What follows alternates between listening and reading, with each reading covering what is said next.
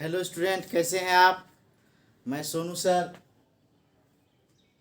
आपको पढ़ा रहे थे एडजॉर्प्शन आइसोथर्म। नहीं, पिछले क्लास में हम लोग चर्चा कर रहे थे एडजॉर्प्शन आइसोथर्म।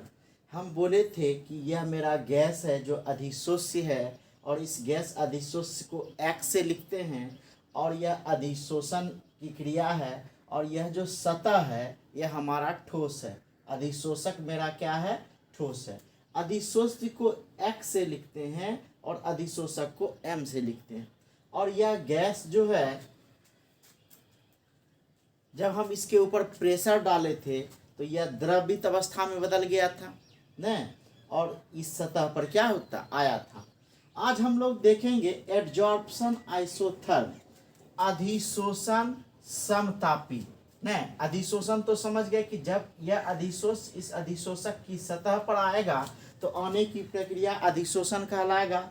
और समतापी, सम मतलब होता है समान, और तापी मतलब होता है ताप। समान ताप मतलब एडजॉर्प्शन आइसोथर्म। आइसो का मतलब सेम, थर्म का मतलब टेम्परेचर। समतापी कहता है कि नियत ताप पर, किस ताप पर? नियत ताप पर जिस गणितीय समीकरण द्वारा गैसीय अधिशोषण की सीमा, ठीक है, गैसीय अधिशोषण की सीमा मतलब यह गैस इस सतह पर कहाँ तक अधिशोषित होता है उसकी सीमा, और कितना दाब अगर लगाया जाए, कितना दाब तक यह हो सकता है, इसी में संबंध व्यक्त किया जाता है, जिसको अधिशोषण समतापी कहते हैं। ठीक है। अब कहता है किसी गैस की किसी ठोस पर, किसी गैस की किसी ठोस, ठोस मतलब ठोस की सतह पर की हम बात कर रहे हैं। किसी गैस की किसी ठोस पर अधिशोषण की सीमा सामान्यतः x/m के रूप में व्यक्त किया जाता है। क्या बोले? x/m मतलब यह कितना पदार्थ इस सतह पर, कितने सतह पर आएगा। तो वही कहता है एक्सटेंट ऑफ एडजॉर्प्शन, न, अधिशोषण की सीमा। हिंदी क्या हो गया इसका? अधिशोषण की, अधिशोषण की सीमा। एक्सटेंट ऑफ एडजॉर्प्शन हो गया अधिशोषण की सीमा। ठीक है। क्या हो जाएगा? x/m, जहां x क्या है? अधिशोष्य की मात्रा, और m है अधिशोषक की मात्रा। ठीक है। यह x हो गया अधिशोष्य की मात्रा, और m क्या हो गया? अधिशोषक की मात्रा। तो यहां तक हम लोग देखे थे न। एक बार और जिसको लिखना है एक बार स्क्रीनशॉट फटाक से ले लीजिए।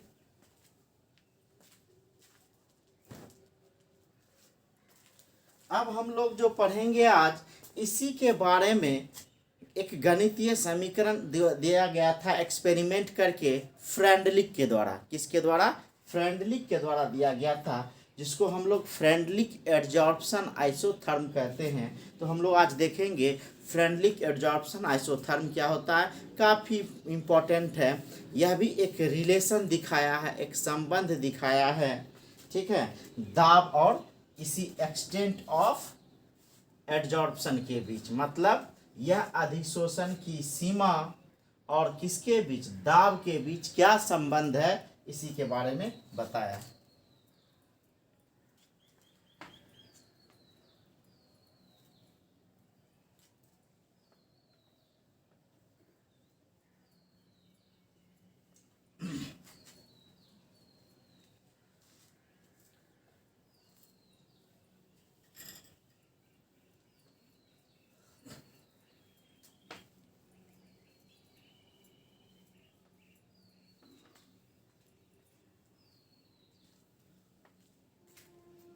आज हम लोग देखेंगे फ्रेंडलिक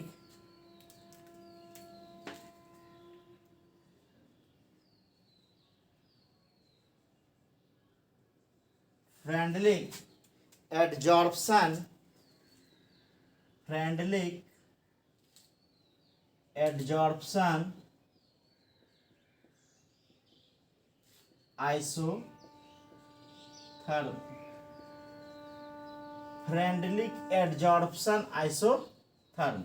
हम लोग इसके पहले देखे थे एडजॉर्प्शन आइसोथर्म, आज देखेंगे फ्रेंडलिक एडजॉर्प्शन आइसोथर्म। न, हिंदी में इसे लिखेंगे फ्रेंडलिक अधिशोषण समतापी।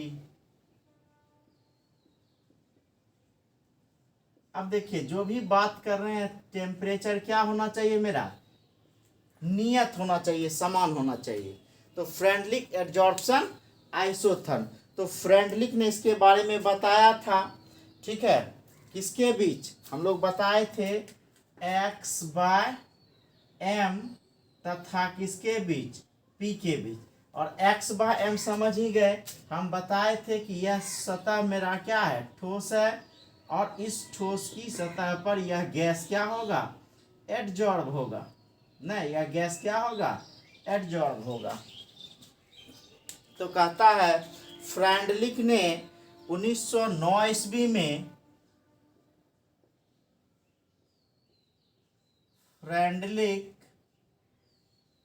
ने 1909 ईस्वी में किसके बीच, गैस अधिशोष और ठोस अधिशोषक न, गैस अधिशोष,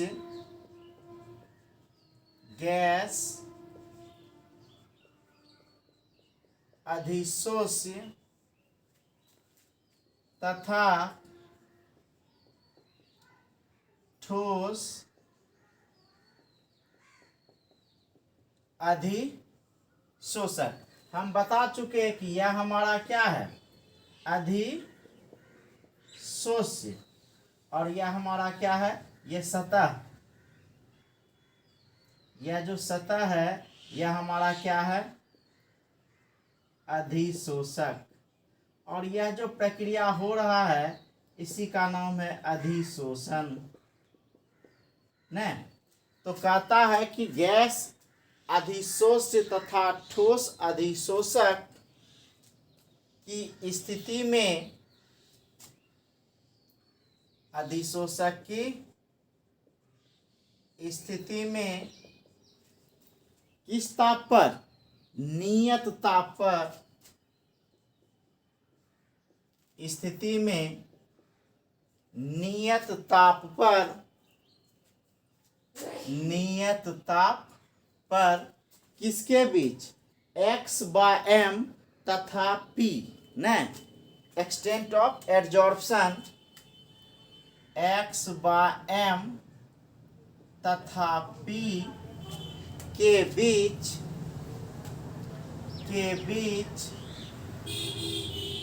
संबंध व्यक्त करने के लिए, संबंध व्यक्त करने के लिए एक समीकरण दिया, एक समीकरण दिया जिसे क्या कहेंगे, फ्रेंडलिक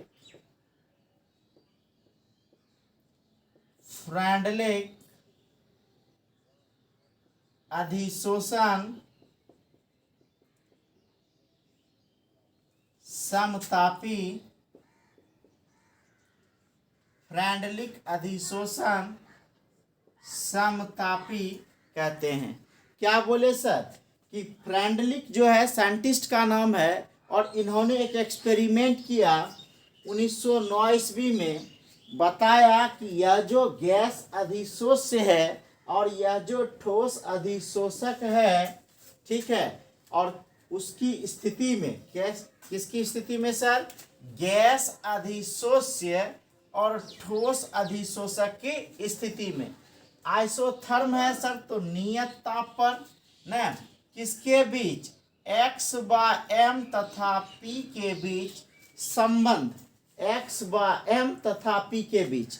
अब कहता है x/m तथा p के बीच कि यह गैस इस ठोस की सतह पर जो आएगा तो यह x हो गया यह अधिशोष की मात्रा, m हो गया इस अधिशोषक की मात्रा, और यह जो p है इस गैसियस मॉलिक्यूल के बीच, जो गैसियस मॉलिक्यूल के ऊपर जो दाब लगता है, इसी के बीच क्या किया, एक संबंध व्यक्त करने के लिए क्या किया, एक समीकरण दिया जिसे फ्रेंडलिक एडजॉर्प्शन समतापी कहते हैं। अब एक चीज ध्यान दीजिएगा, हम लोग बोले थे कि दाब बढ़ने पर अधिशोषण का दर बढ़ता है ना, लेकिन एक निश्चित सीमा के बाद, मतलब एक लिमिटिंग वैल्यू प्राप्त करने के बाद यह क्या होता है, दाब के प्रभाव से स्वतंत्र हो जाता है। हम लोग पिछले क्लास में चर्चा किए थे ना। तो एक समीकरण क्या दिया था, तो यह समीकरण था सर आपका x बाय m बराबर या x बाय m समानुपाती p पर पावर 1/n। ठीक है, कि अगर क्या होगा कि जितना ज्यादा दाब बढ़ेगा अधिशोषण का दर बढ़ेगा ना, कि यह अधिशोष्य पदार्थ उस अधिशोषक की सतह पर उतना आएगा जितना प्रेशर बढ़ेगा, दाब बढ़ेगा ना। क्या होगा, ध्यान दीजिए कि जितना हमारा प्रेशर बढ़ेगा, दाब बढ़ेगा, उतना ही यह गैसियस मॉलिक्यूल ठोस की सतह पर आएगा ना। लेकिन हम क्या बोले, आएगा तो एक निश्चित सीमा तक आएगा। तो यह x बाय m, m हो गया मेरा सतह, इस सतह, और यह x हो गया यह सतह अधिशोष्य। तो यह अधिशोष्य और अधिशोषक समानुपाती होता है किसके, P के, प्रेशर के, दाब के। तो जितना ज्यादा प्रेशर बढ़ेगा उतना ही ज्यादा यह अधिशोष्य मॉलिक्यूल इस अधिशोषक की सतह पर आएगा, तो यह आएगा। अब यह समानुपाती हटाएंगे तो एक कांस्टेंट देना होगा, तो हम लिख सकते हैं इसको x बाय m, या और लिखे हैं सर, बराबर k इंटू पी पर पावर 1/n, 1/n। ठीक है, यही हमारा समीकरण है। इसको हम लोग समीकरण क्या मान लेते हैं, फर्स्ट मान लेते हैं। ठीक है, कहता है जहां वेयर, ठीक है।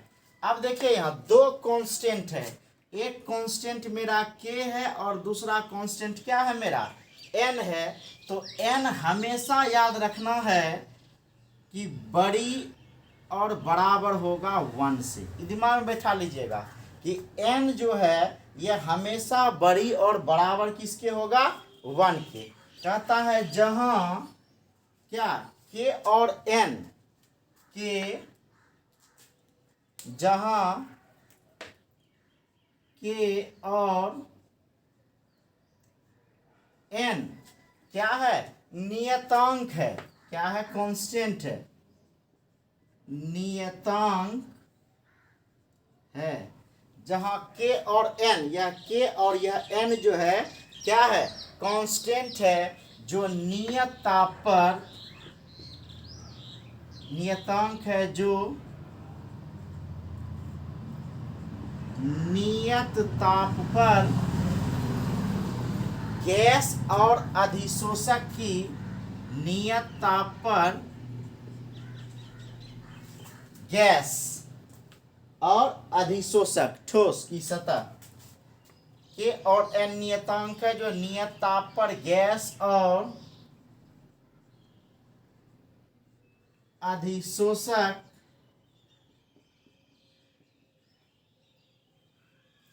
के और n नियतांक है जो नियत ताप पर गैस और अधिशोषक की प्रकृति पर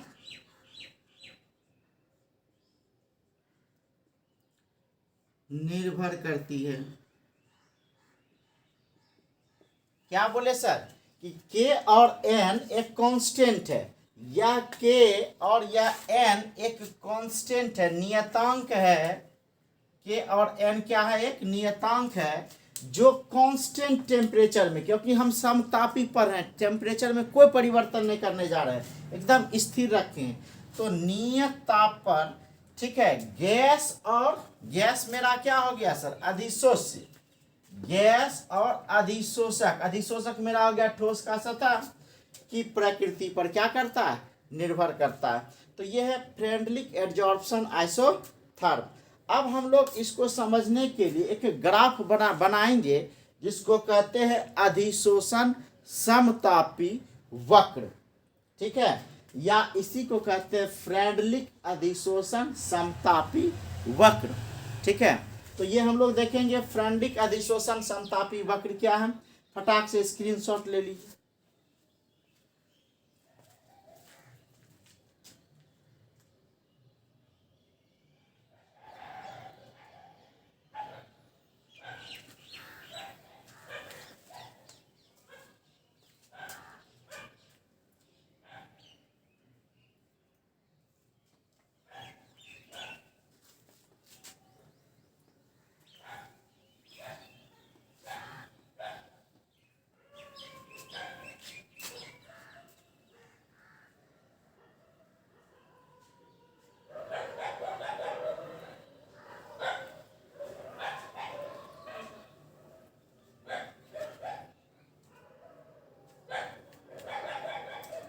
क्या है sir heading? अधिशोषण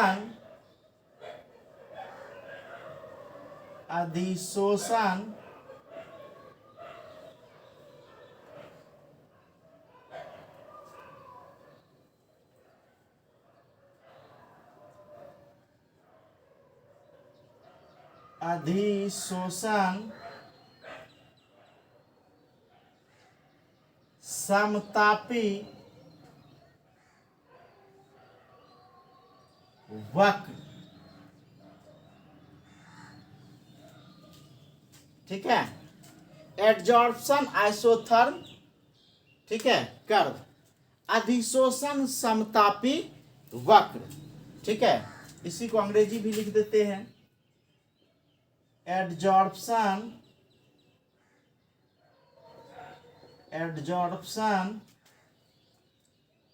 curve of isotherm,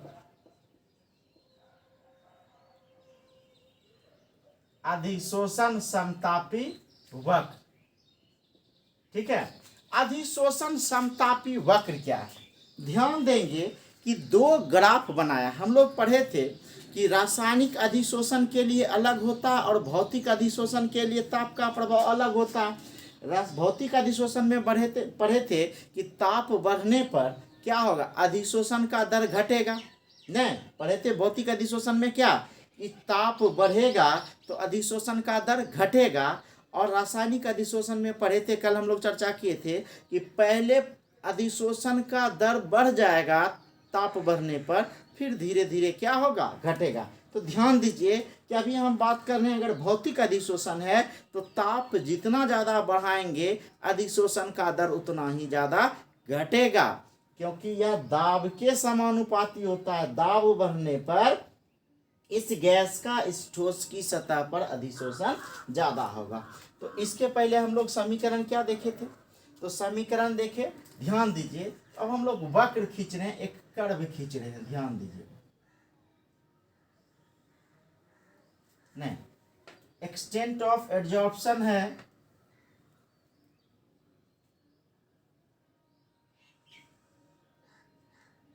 इधर है एक्सटेंट ऑफ एडजॉर्प्शन x/m, इसी को x/m मतलब एक्सटेंट ऑफ एडजॉर्प्शन, इसको बोलते हैं अधिशोषण की सीमा।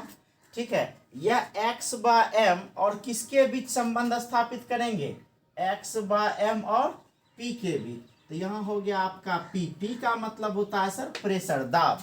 तो क्या है, तो कहता है कि जितना ज़्यादा टेम्परेचर होगा अधिशोषण का दर उतना ही कम होगा, और जितना कम टेम्परेचर होगा अधिशोषण का दर उतना ही अधिक होगा।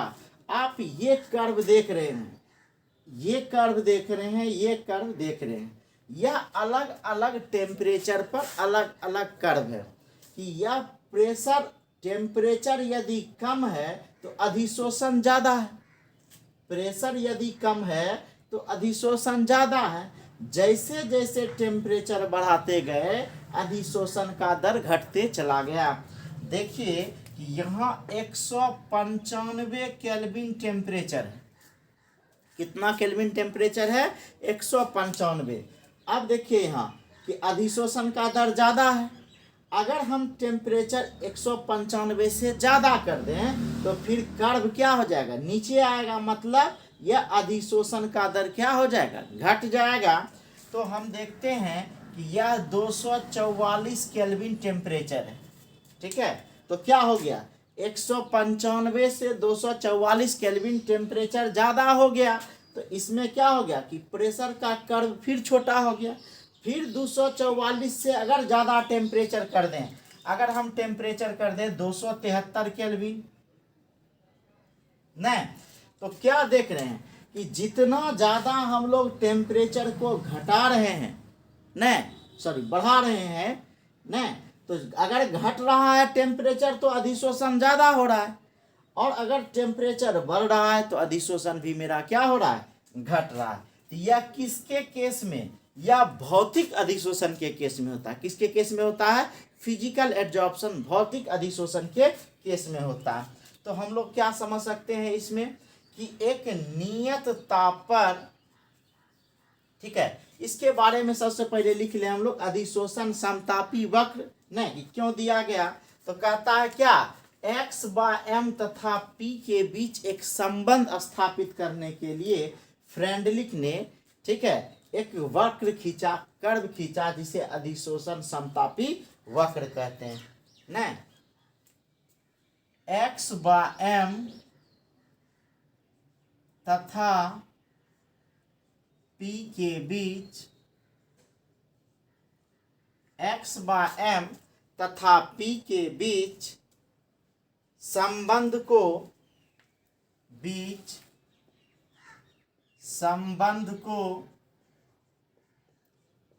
एक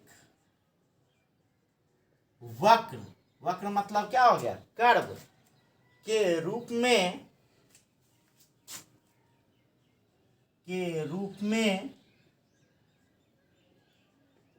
व्यक्त किया जाता है। नहीं, x/m तथा p के बीच संबंध को एक वक्र के रूप में व्यक्त किया जाता है,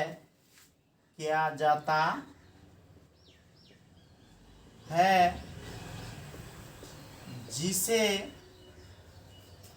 अधिशोषण समतापी वक्र कहते हैं, जिसे अधिशोषण समतापी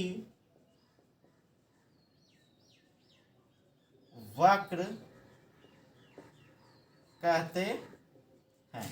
समझ गए कि यही x/m तथा p के बीच एक रिलेशन दिखाया गया। अभी हम लोग ये भौतिक अधिशोषण की चर्चा की है, कर्व है, एक और कर्व है, वो दाब के केस में हम लोग देखेंगे कि पहले अगर दाब बढ़ रहा है तो क्या है, और दाब बढ़ रहा है तो क्या है, और दाब बढ़ रहा है तो क्या है, ये ताप के केस में। फिर एक और हम ग्राफ देखेंगे दाब के केस में। यह भौतिक अधिशोषण के लिए हो गया। तो इसमें हम लोग क्या लिख देंगे कि एक निश्चित ताप पर, सॉरी ताप ने दाब पर, एक निश्चित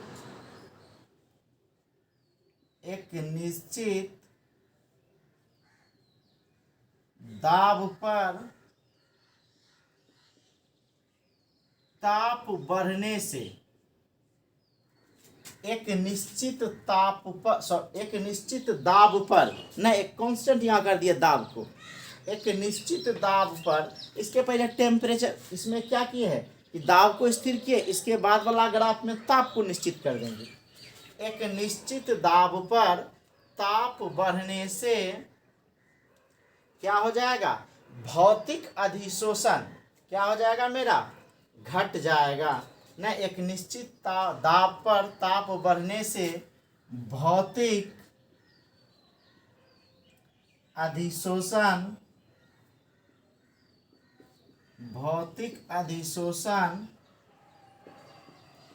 घटता है। क्या होगा कि एक निश्चित दाब पर, दाब को हम निश्चित कर दिए हैं, जितना ज़्यादा ताप बढ़ाएंगे न अधिशोषण का दर उतना ही घटेगा। ये तो हमारा ये हो गया अधिशोषण समतापी वक्र। एक और ग्राफ है न, यह था किसके, x/m तथा p के बीच, लेकिन यहाँ p मेरा क्या है, नियत है, कांस्टेंट है। अब हम लोग एक और ग्राफ देखें,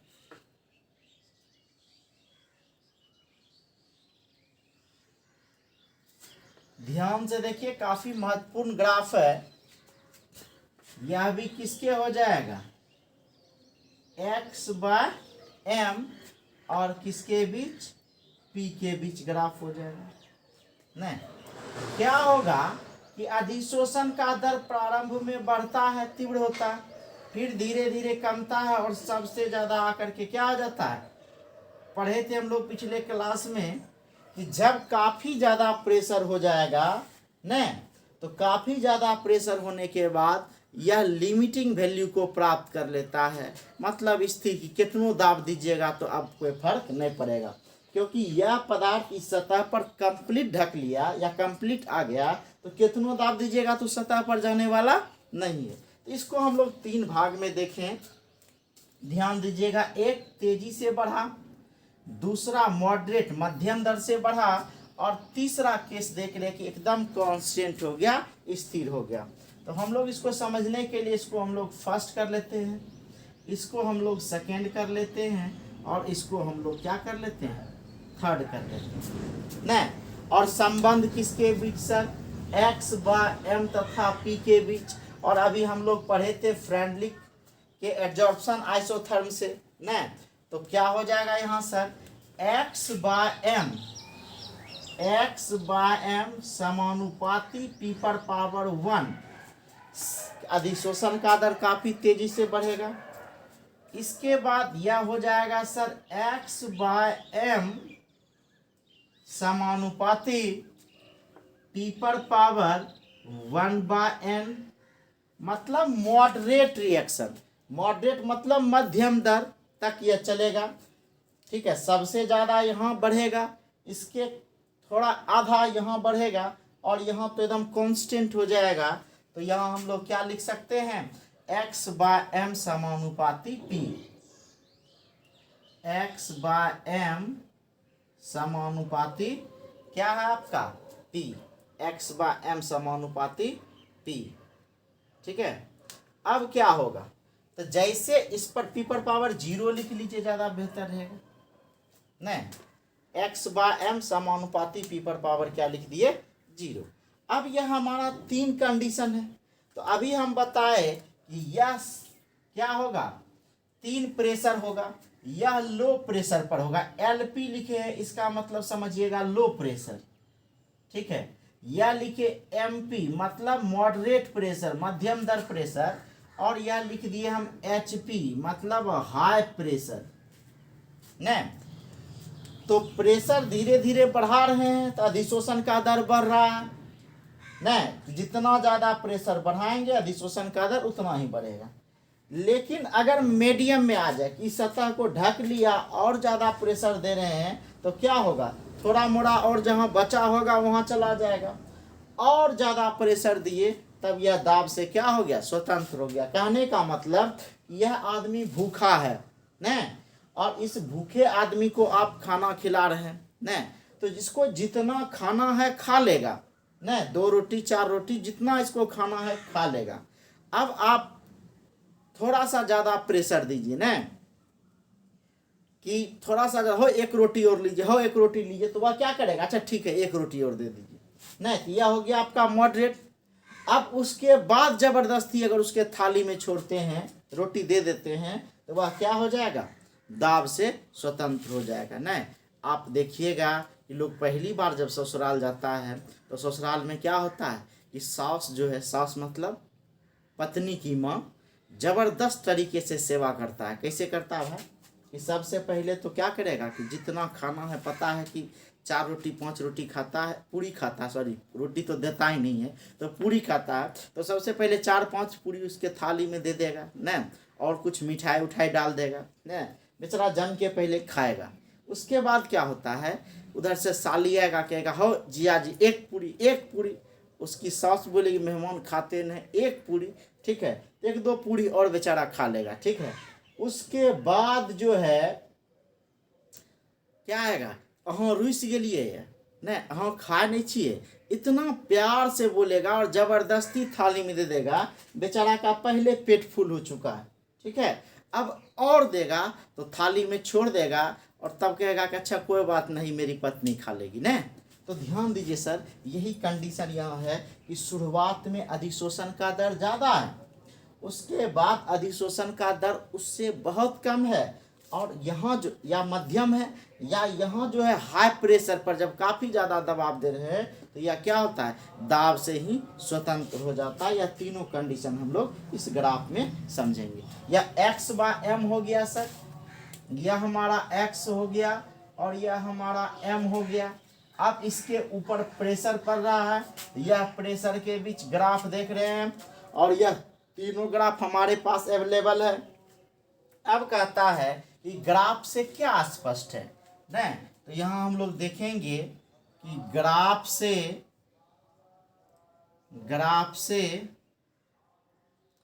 स्पष्ट है। क्या स्पष्ट है सर, उसको हम लोग नीचे लिख देते हैं। ग्राफ से स्पष्ट क्या है, नियत दाब की स्थिति में ना, किस दाब की स्थिति में, नियत दाब की स्थिति में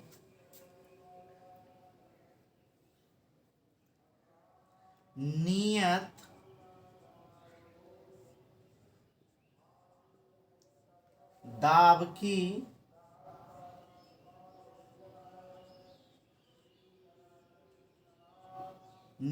दाब की स्थिति में x/m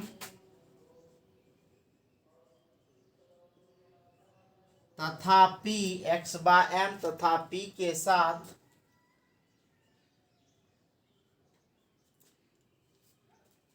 स्थिति में x/m तथा p के साथ एक रैखिक परिवर्तन होता है। p के साथ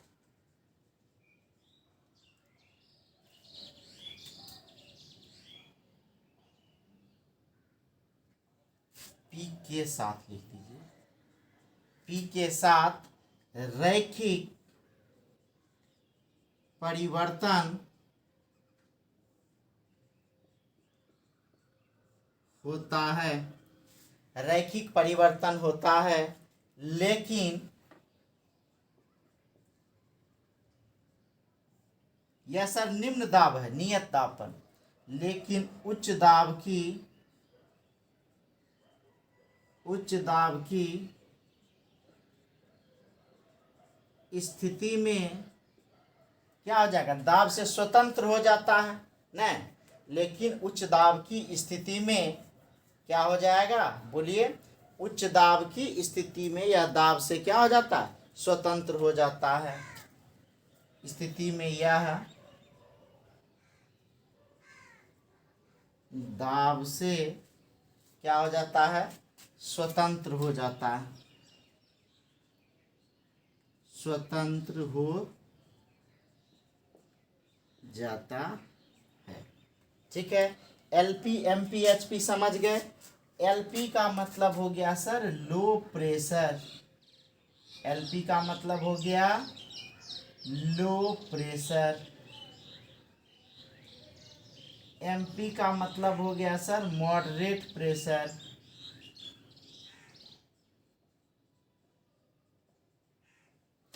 ठीक है।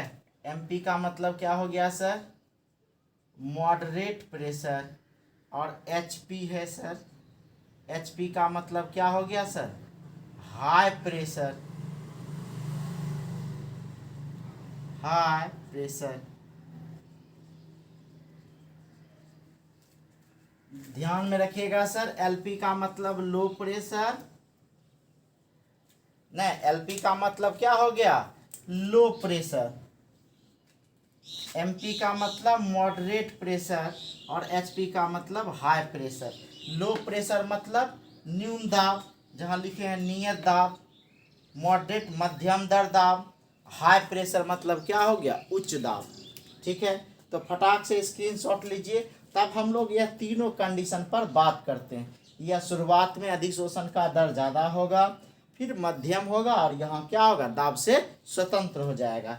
जब P क्या हो जाए, 1, x/m बराबर किसके हो जाए, 1 का वैल्यू आ जाए, तब यह अधिशोषण का दर होगा। जब 0 आ जाए तो यह दाब से स्वतंत्र हो जाए, और 1 और 0 के बीच, मतलब 0.1 से 0.5 के बीच आ जाए, तब यह क्या हो जाएगा, मॉडरेट हो जाएगा, मध्यम हो जाएगा। फटाक से स्क्रीनशॉट लीजिए।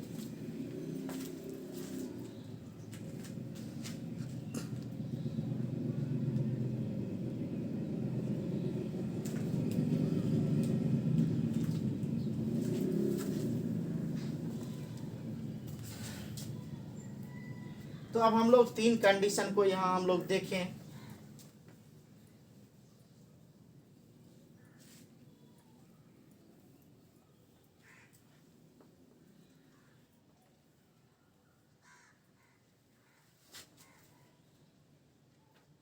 क्या कहता है, पहला हम लोग बताए कि जब 1/n बराबर क्या हो जाए, 0 हो जाए, नहीं यही वैल्यू है n कांस्टेंट, क्योंकि हम लोग पढ़े थे फ्रेंडली एडजॉर्प्शन बराबर x/m बराबर k इंटू पी पर पावर 1/n, यह हमारा था, नहीं ये पढ़ चुके हैं। अब इसी के बेस पर यह फ्रेंडली एडजॉर्प्शन आइसोथर्म का फॉर्मूला था। अब इसी के बेस पर देखें कि यह 1 वैल्यू क्या क्या परिवर्तन लाता है। ठीक है, तो क्या कहता है, फर्स्ट केस में हम लोग देखते हैं ना कि जब 1/n बराबर 0, जब 1/n बराबर क्या हो जाए 0, 1/n बराबर 0, तो जब 1/n बराबर 0 तो x/m नहीं, यह बराबर किसी पर पावर 0 का मतलब 1 होता है, और यह समानुपाती हटाएंगे तो कांस्टेंट देंगे ना, क्योंकि हम लोग पढ़ चुके हैं x/m समानुपाती p पर पावर 1/n। तो यह देखिए, तो 1/n का मतलब यहाँ 0, तो p पर पावर 0 इस कंडीशन में। तो जैसे इस कंडीशन में आया तो यह दाब से क्या हो जाएगा, स्वतंत्र हो जाएगा। तो कहता है जब 1/n बराबर 0 तो x/m क्या हो जाएगा, बराबर k, कांस्टेंट सिर्फ बचेगा सर, यह 0 ही हो गया न, तो 0 क्या हो जाएगा, पावर 0 का मतलब क्या होता है 1, 1 गुना k, तो क्या हो जाएगा k हो जाएगा। अब इस स्थिति में क्या होगा, अधिशोषण दाब से स्वतंत्र हो जाएगा, अतः अधिशोषण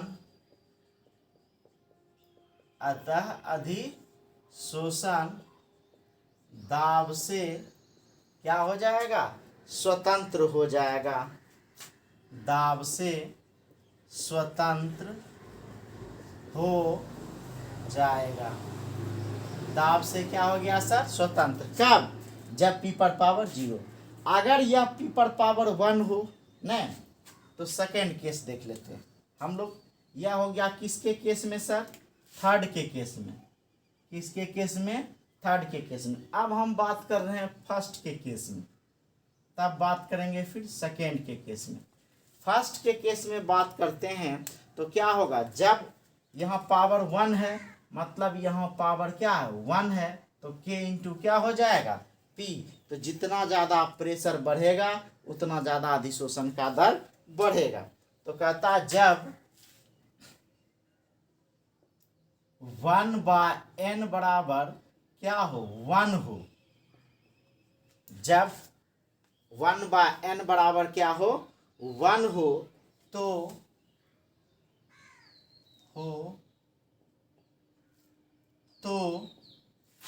x/m बराबर k इंटू पी, नहीं k इंटू पी। कहता है अतः अधिशोषण दाब के समानुपाती होगा, अतः अधिशोषण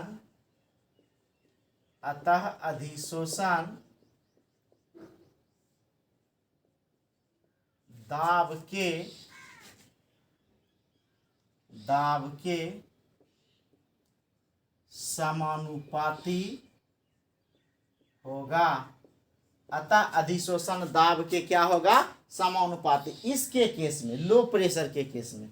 अब हम मॉडरेट प्रेशर की बात करें, कंडीशन थर्ड कंडीशन में क्या होगा कि जब 1/n का मान 1 और 0 के बीच में रहेगा, जब 1/n का मान, जब 1/n का मान 0 से, ये 0 है सर, 0 से 1 के बीच, अब 0 से 1 के बीच क्या हो जाएगा सर, ध्यान दीजिए। तो 0.1, 0.2, 0.3, 0.4, 0.5 न। अब फिर जैसे 5 तक तो बढ़ेगा न। अब देखिए 5 तक तो यहाँ बढ़ेगा, और 5 से जैसे जैसे ज़्यादा होना शुरू हो जाएगा वैसे वैसे दाब घटना शुरू हो जाएगा, और जैसे यह क्या हो जाएगा, पूरा का पूरा कंप्लीट हो गया, या दाब से क्या हो गया, स्वतंत्र हो गया। इससे ज़्यादा यह नहीं हो सकता है। तो कहता है जब 1/n का मान 0 से 1 के बीच न मुख्यतः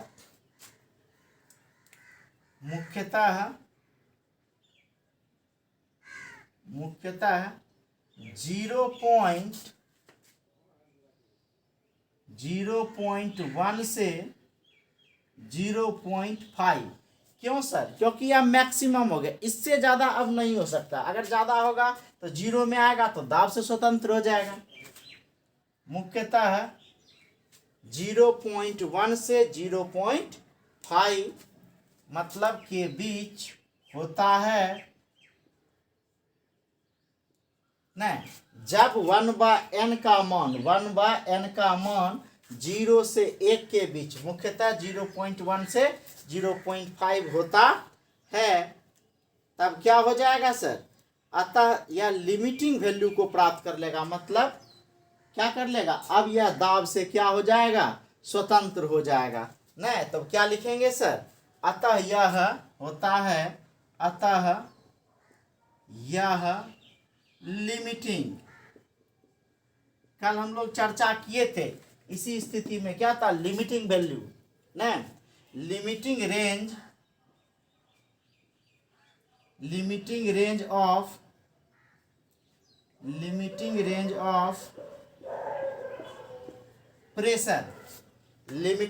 ऑफ प्रेशर की स्थिति। अतः यह लिमिटिंग रेंज ऑफ प्रेशर की स्थिति में लागू होता है। जैसे लिमिटिंग रेंज को क्रॉस कर गया, मतलब 0.5 को क्रॉस कर गया, तो यह क्या हो जाएगा सर, कि यह 0 से 1 के बीच ही रहना चाहिए, और 0 से 1 के बीच मतलब 0.5, और जैसे 0.5 को क्रॉस करने लगा, ज्यों ज्यों करते चला गया, लिमिटिंग रेंज ऑफ प्रेशर में आते चला गया। ठीक है, तो यही था आपका क्या, ये पूरा का पूरा ग्राफ।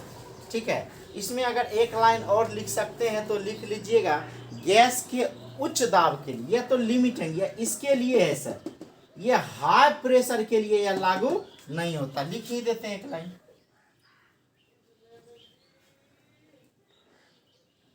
इसमें एक लाइन और लिख सकते हैं कि यह गैस के उच्च दाब की स्थिति में, गैस के उच्च दाब की स्थिति में यह लागू नहीं होता है। गैस के उच्च दाब की स्थिति में यह लागू नहीं होता। ठीक है, अब हम लोग क्या करेंगे, इस समीकरण में दोनों ओर लॉग लेंगे न, तब एक ग्राफ प्राप्त होता है। ठीक है, जो क्या होता है, y बराबर mx प्लस सी, स्ट्रेट लाइन इक्वेशन के समान होता है। तो उसके बारे में हम लोग देखेंगे। ठीक है, तो थोड़ा सा ध्यान दीजिए यहाँ।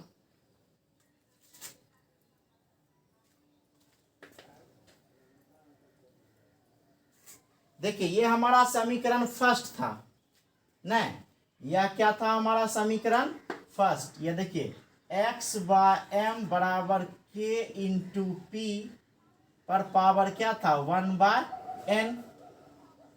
यह हमारा समीकरण क्या था, फर्स्ट था, पहले पढ़ चुके हैं। अब कहता है कि समीकरण फर्स्ट में दोनों और लॉग लेने पर न, क्या बोलेंगे, समीकरण फर्स्ट में दोनों ओर, समीकरण फर्स्ट में दोनों ओर लॉग लेने पर, जब लॉग लेंगे तो यह हो जाएगा लॉग एक्स बाय एम। नहीं, समीकरण फर्स्ट में जब दोनों ओर क्या ले लिए सर, लॉग ले लिए, तो लॉग एक्स बाय एम, यहां प्लस हो जाता है, लॉग एक्स बाय एम बराबर लॉग के प्लस लॉग पी पर पावर 1/n फॉर्मूला होता है, लॉग m इंटू एन बराबर लॉग m प्लस एन होता है। ठीक है, तो क्या हो जाएगा यहाँ, अब यहाँ ध्यान दीजिए, यह जो पावर होता है यह पहले आ जाता है, लॉग के पहले लग जाता है। इसको हम लोग और लिख सकते हैं, क्या लिख सकते हैं, लॉग एक्स बाय एम बराबर लॉग के प्लस 1/n लॉग पी, ये हमारा फॉर्मूला हुआ अगर दोनों ओर लॉग लिए तो। यह समीकरण मेरा क्या हो गया सर, सेकेंड हो गया। अब ध्यान दीजिए कि समीकरण सेकेंड जो है हमारा स्ट्रेट लाइन इक्वेशन होता है। स्ट्रेट लाइन इक्वेशन आप मैथ में पढ़े होंगे, y बराबर क्या होता है, mx प्लस सी। तो देखिए तो यहाँ कि यह हमारा m हो सकता है सर, यह हमारा x हो सकता है, तो m इंटू क्या हो गया x, और यहाँ प्लस है और यहाँ c कर दिए, तो यह स्ट्रेट लाइन इक्वेशन y बराबर mx प्लस क्या हो जाता है, c के समान हो जाता है। तो जैसे y बराबर mx प्लस c के समान होगा तो एक ग्राफ बनेगा जो स्ट्रेट लाइन इक्वेशन होगा। तो यह देखेंगे एक ग्राफ हम लोग, स्ट्रेट लाइन इक्वेशन, यह ग्राफ ऐसा बनेगा सर। ठीक है, यहां क्या हो जाएगा, स्लोप हो जाएगा 1/n, स्लोप क्या हो गया 1/n, स्लोप बराबर क्या हो गया 1/n, और यह इंटरसेप्ट हो गया सर। ठीक है, इंटरसेप्ट हो गया हमारा सर लॉग के, इंटरसेप्ट क्या हो गया बराबर लॉग के,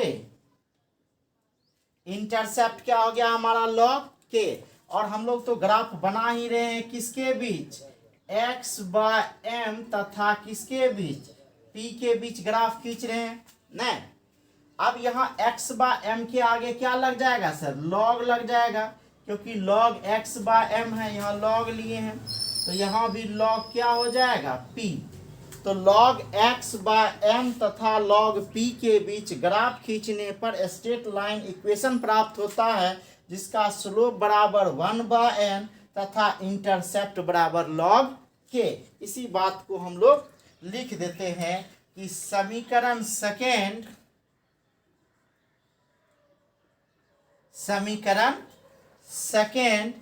स्ट्रेट लाइन इक्वेशन,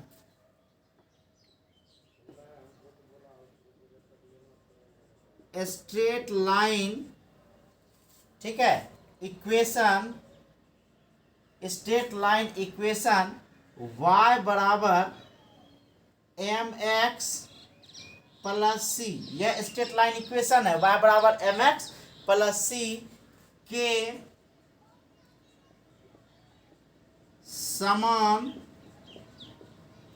होता है। नहीं, समीकरण second straight line equation y बराबर mx प्लस सी के समान होता है, अतः log x बाय m तथा log p के बीच ग्राफ खींचने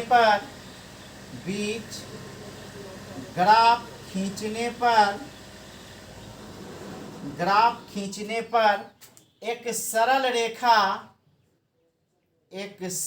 रेखा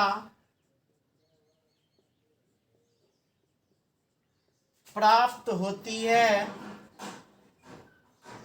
एक सरल रेखा प्राप्त होती है जिसका स्लोप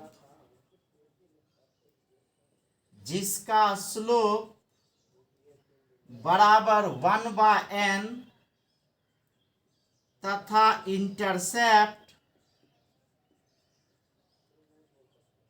इंटरसेप्ट बराबर क्या, log k। यहां तक कोई दिक्कत सर? यह जो तीनों है सर हमारे पिछले डायग्राम का है, ग्राफ का, ये दिमाग में रखना है, ठीक है। अभी जो हम लोग देखें यह log x/m जो आया है बराबर log k plus log p पर पावर 1/n, या यहाँ 1/n log p, यह स्ट्रेट लाइन इक्वेशन है सर जिसका इंटरसेप्ट log k और स्लोप 1/n। इसके साथ ही आपका फ्रेंडलिक एडजॉर्प्शन आइसोथर्म समाप्त हो गया। उम्मीद है कि आपको बेहतर तरीके से समझ में आया। अभी जो भी हम बात किए वह गैस और ठोस के सतह के बीच की बात किए न, कि अधिशोष्य मेरा गैस था, अधिशोषक मेरा ठोस था।